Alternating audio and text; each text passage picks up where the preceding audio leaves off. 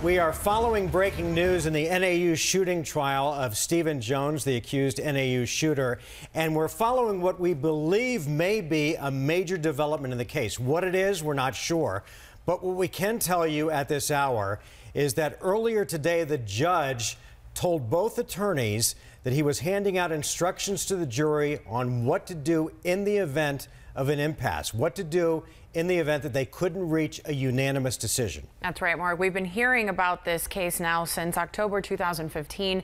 It's a case that really has riveted not only the higher country Flagstaff area, but really all of Arizona, as you sit and think that could have potentially been my child, my son, on one of the receiving ends, one of the victims, or potentially Stephen Jones, the accused shooter right now, who is awaiting to hear his fate on the hands of this jury. 7 women, 7 men. Again, we're awaiting to see if there is a decision at all coming out of that courtroom in Flagstaff right now. Yeah, and we had reason to believe there could be some gridlock here because jurors went to the judge. They asked the question, what if we can't all come to a decision? And then it's been an active day there in the courthouse there in Flagstaff because the judge met individually with each juror. Now, there was also a question of possible tampering or misbehavior because we know that some witnesses outside the courtroom said that they heard 2 jurors sitting on the steps of the courthouse during a break, possibly discussing the case, which would be a violation of the rules. They're supposed to only deliberate together. So there was a question of could there be a bigger issue here with a mistrial? But all of that now leads to this moment. We're told that the judge will be coming out here shortly. There will be some sort of announcement being made in the courtroom. For now, let's go to Charlie Edsity, who is in Flagstaff with the latest outside court. Charlie? Yeah, Joe, we are hearing that there is some movement happening in this case inside this courthouse, and we are being told that the jury is going back into the courtroom, but it's unclear what exactly is going to happen. Now, deliberations were set to continue in this case for about 30 more minutes today, and this morning the judge did get another question from the jury regarding what they should do if they could not reach verdicts on all the charges against Jones. Now, take a look at this video from just a couple hours ago. You can see there Stephen Jones leaving the courthouse after the court took a rather long recess today. He and his family had no comment on the day's proceedings, and his attorneys were also present inside the court, and they're telling us that they plan to stick around Flagstaff today just in case there is any kind of movement on this case. Now, Judge Dan Slayton answered the jury's question, as you said, by providing them with printed copies of instructions of what they should do if they cannot come to a unanimous decision. Now, once again, we are hearing that there is movement happening inside the court right now. Once we get that information, we'll bring it to you as soon as we get it. Team 12's Jessica DeNova is inside right now, and she will relay that information to us as soon as she gets it. We're live from Flagstaff. Charlie Edsity, 12 News. All right, Charlie, thanks. And a couple of things that we've learned this afternoon. First of all, we do know that each juror was called into the judge's chambers individually, which could signal the judge is talking to them and saying, look, are you sure that you cannot reach a unanimous decision? Are you absolutely sure that you can't reach a verdict in this case? The other possibility is that he has admonished some of the jurors because of what you talked about, Joe, and that is that the jurors were talking outside of the deliberation room, which is not allowed to do. So possible jury contamination, which would be a shame at this point, this close to some sort of a verdict. But just to give you some history on this trial, if you've forgotten what it's all about, Stephen Jones, a student at NAU, 18 at the time, charged with first-degree murder in the death of a fellow NAU student, Colin Brew, and then aggravated assault on 3 other students that were shot during a fight that spilled onto campus. Jones maintains that this was all in self-defense, that he was being attacked by those 4, that he feared for his life. The prosecution maintains that Jones is a cold-blooded killer and has sought first-degree murder charges. And I think this is why, certainly, Mark, you hit the nail on the head, why it's a case that has riveted and that has kept a lot of people sort of watching intently. There seems to be those 2 factions, right? As you said, prosecution basically calling Stephen Jones a premeditated murderer, while the defense says this was pure self-defense. And we're talking about young men who were out one night partying, NAU, fraternity. A lot of people saying, you know, this type of thing, why was it even allowed? Testing later showed that actually Stephen Jones was the only one involved in the situation that had no alcohol or drugs in his system. Certainly that does not take away from the fact that Colin Brew's life was taken away. But again, there's just a lot of variables in this trial that make people go to extremely to one side of things or the other. And right now, as you mentioned, we're waiting to see if in fact this jury has been able to come to a decision, whether it's some type of a verdict, or as you said, we're going to have a mistrial on our hands. And remember, what prosecutors hit hard here is you have Arizona's stand your ground law, which says you have the right to defend yourself if you feel your life is threatened or someone else's life is in imminent danger. But they had pointed out that this kid, 18 at the time, after midnight, they got in this scuffle. He clearly was hit by one of these young men. He went back to his car and then walked 90 feet from his car back towards this other group of students before the shooting took place. They're saying if he was really wanting to just get away from the situation, he would have driven away. It's also important to point out that last week the judge in this case admonished the prosecution for not bringing up that at the time that Stephen Jones was sitting in the police car when he was first apprehended, that he said, "Why are they trying to hurt me?" And that wasn't brought up by the prosecution. And so the judge made the jury listen once again that in fact Stephen Jones had said early on, not once he got to the police station and understood to the full extent what he was being charged with and what he was facing, but at the time that he was sitting in the police car, why are they attacking me? Why are they going after me? And the fact that the jury had to hear that just before going into deliberations was a major blow to the prosecution. Could make him a sympathetic character. Sure. Yeah, and let's remember, as you said, Mark, why are they trying to attack me? Why are they coming after me?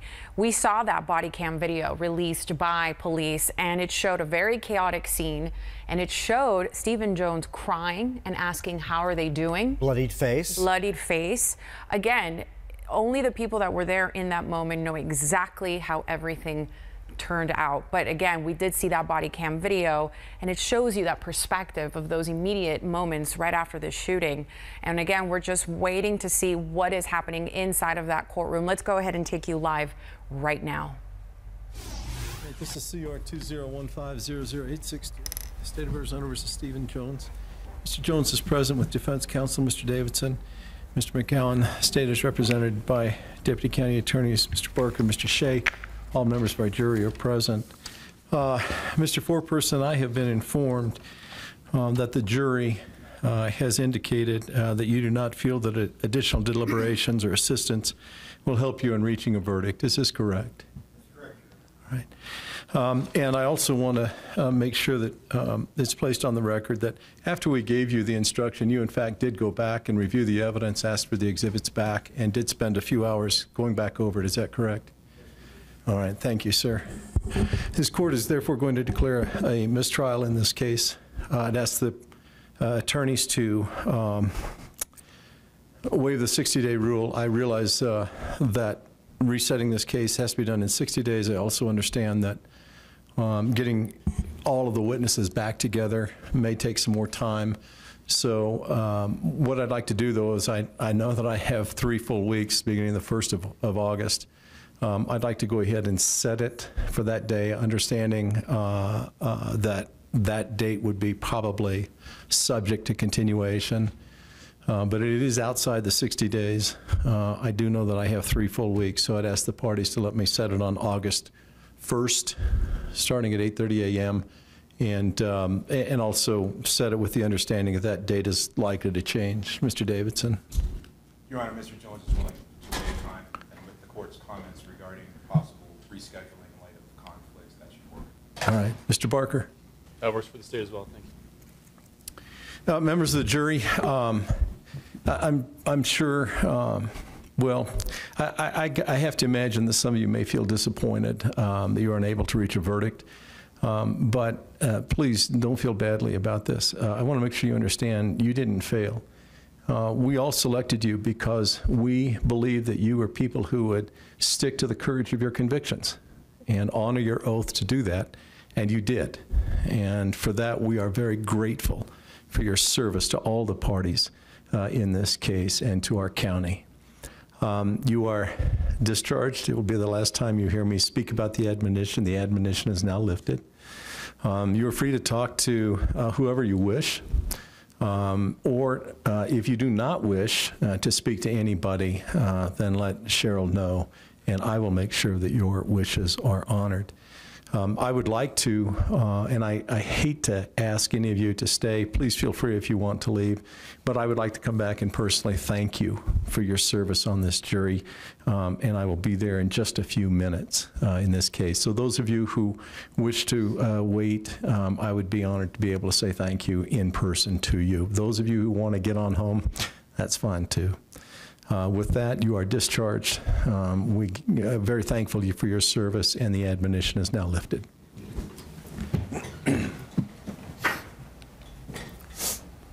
So a mistrial in the case of Stephen Jones.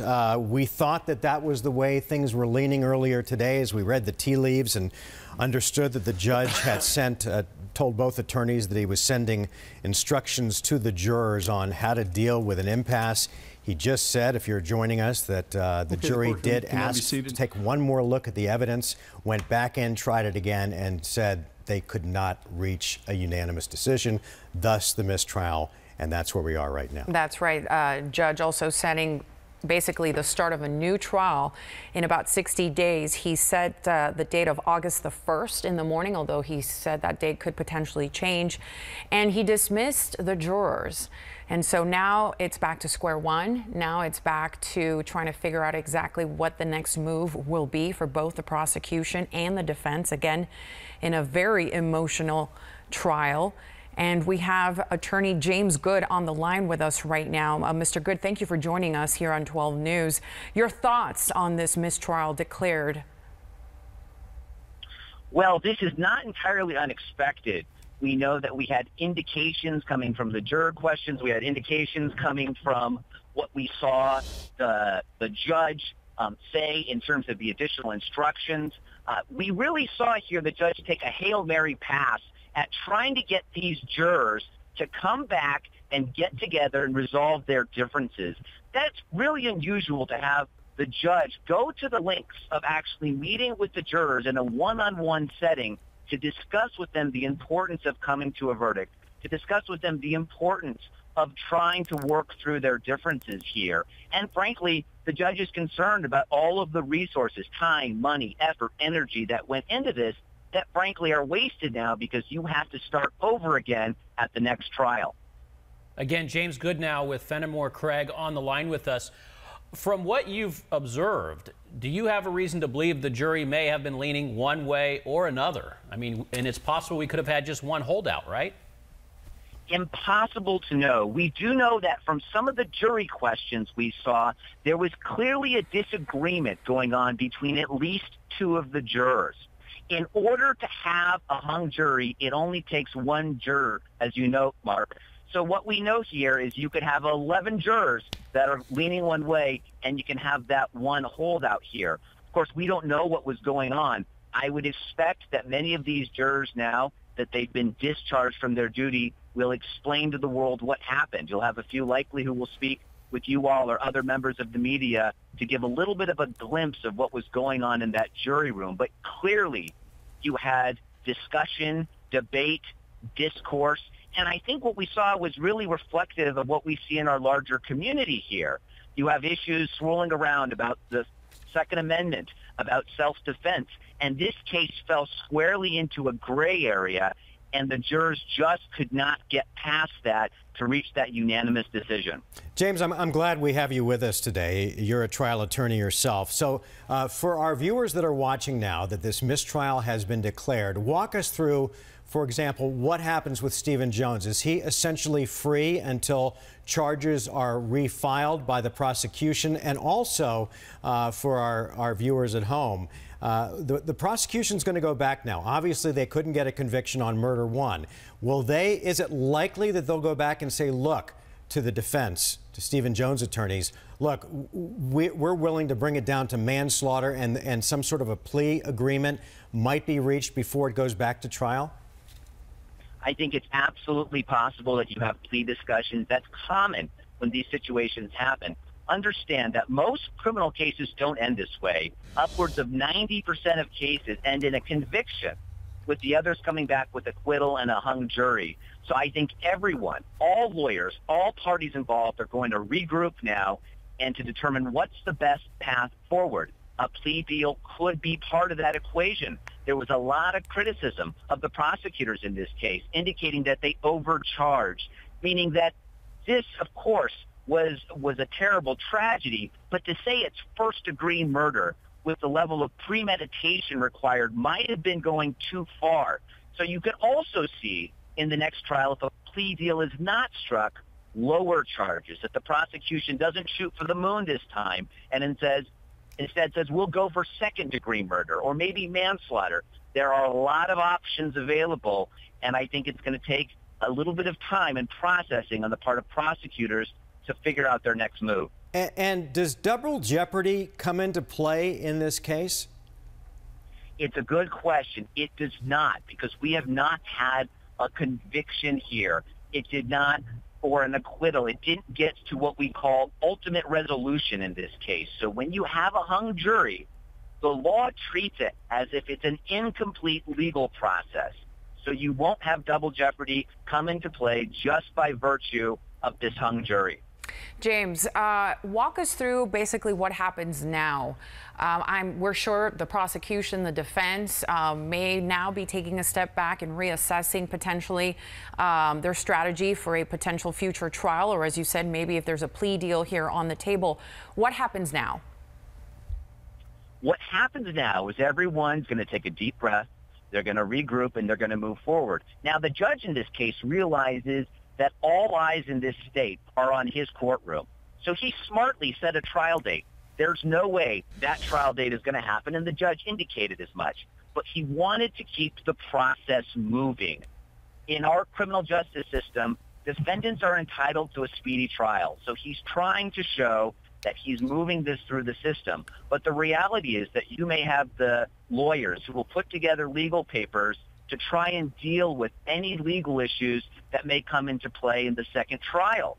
What you really have is a number of thorny legal problems that surface. And we saw this at the end of the case when prosecutors made reference to statements that they'd been barred from mentioning by the judge. So you're going to have the lawyers put together legal papers, you're going to have the judge hear arguments on those, and you're going to then have a decision. I would not expect this case to be tried in August. It wouldn't be surprising if it gets pushed out to the end of the year or even potentially next year, depending on how long that pretrial motion process takes. And James, when it comes to Stephen Jones, he's been in the custody of his parents for quite a while now, has not been in jail. What happens with him until the court reconvenes? Right now, it's going to be status quo. Understand that there have been discussions taking place behind the scenes. We know that the judge brought the lawyers into his chambers. So it's very possible that prosecutors may have tipped their hand as to what their next move may be. And it does indicate that they've suggested that they're going to move forward with the trial, at least for now. One of the options on the table for prosecutors in this case is to simply say, all right, we gave it a good shot. We're not going to try this again. There were too many resources that were devoted to it. But right now they're saying it's going to move forward, so that means it's status quo. The pause button was hit. Stephen Jones will remain a free man. He is out. He's not going to go back into custody, and he'll await the next trial date if, in fact, prosecutors move forward. Okay. Listen, thank you again for your help, and we may be getting back to you, James Goodnow, with Fenimore Craig, a trial attorney helping to provide perspective. We want to